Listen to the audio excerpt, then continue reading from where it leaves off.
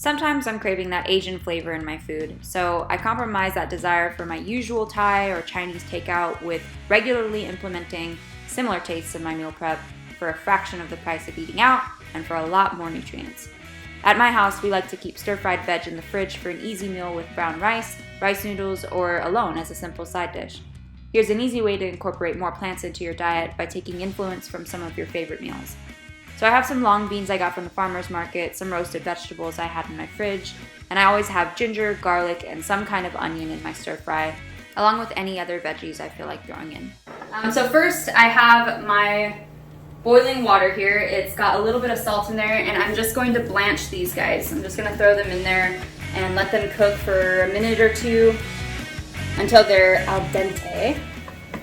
Blanching a vegetable just means you're allowing the veg to cook in boiling water for about 1 to 3 minutes so that it gets softer and more pliable. You can cut your veg before placing it into the water. I just hadn't decided if I was keeping them whole or chopped at this point. Starting off, I threw those long beans in there, and now I'm going to cut up my veggies. I always make sure to have onion, garlic, and ginger when I'm starting my stir fry. I call these my foundation ingredients. I choose a variety of vegetables after that. Here's a list of what I used in my stir fry this time. A stir fry is a great way to incorporate lots of veg into one dish or many dishes. I still haven't gotten tired of this technique and use it weekly. So now we're gonna start the stir fry. First off, I put in a little bit of oil, and then I add my onions, which today I'm using green onions, and I'm adding my harder vegetables like my bell pepper and my daikon. And then later after that, I'll add my chopped up mushrooms and the rest of my extra stuff that I made earlier. So let's start. I'm gonna add a little bit of oil to the pan. This is a sesame oil. And then I'm gonna throw in all of this stuff except for my garlic and my ginger. And everything I did, I just prepped everything no certain way. You can cut these up in all small cubes or whatever. I like to have different sizes of things in my stir fry.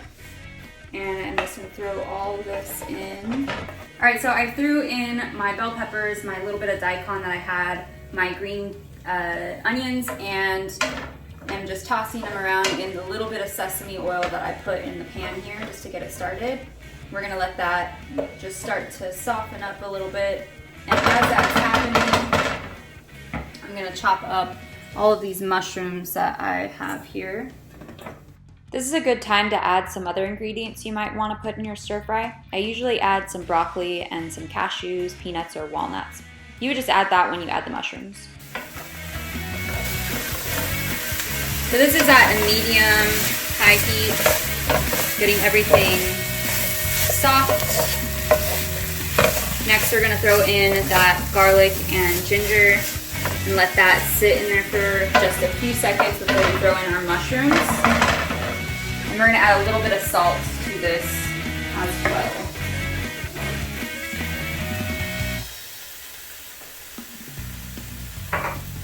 So now adding these mushrooms into the mix. Plants really are amazing. They tend to save the day when it comes to our fight against degenerative diseases such as heart disease, type 2 diabetes, high cholesterol, and many other diseases.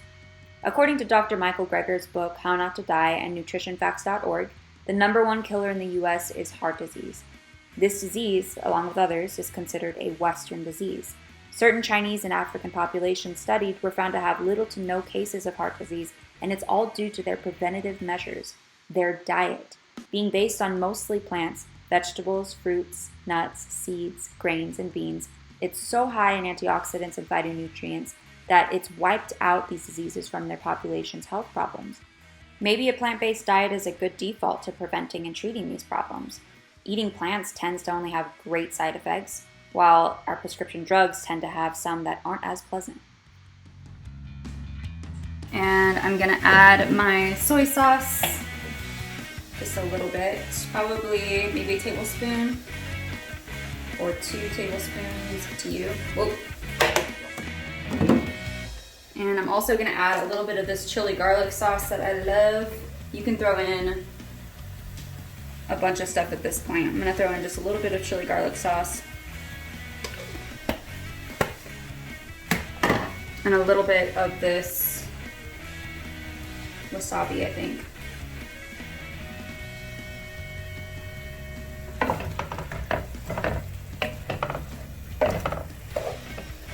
how the juices are coming out of the veggies. I cut up the blanched long beans and I'm going to add them to the mix now. Adding beans to any meal is always a good idea. Beans are high in antioxidants and a phytonutrient called phytate that helps reduce, reverse, and treat many degenerative diseases. Try to fit legumes into everything you make. Sometimes, instead of beans, I'll add some baked tofu cubes to the mix, another great source of legumes. And we're going to add a little bit more soy sauce. After adding the beans and heating them through, your stir fry is pretty much done. So you can now scoop a bunch onto some brown rice or rice noodles, eat it as is. I added some sesame seeds and some fresh basil. If you have Thai basil, that's even better. The leftovers will keep for about 5 days and should feed at least 6 people. That's it for this video on how to cook a stir fry. Hope you enjoyed.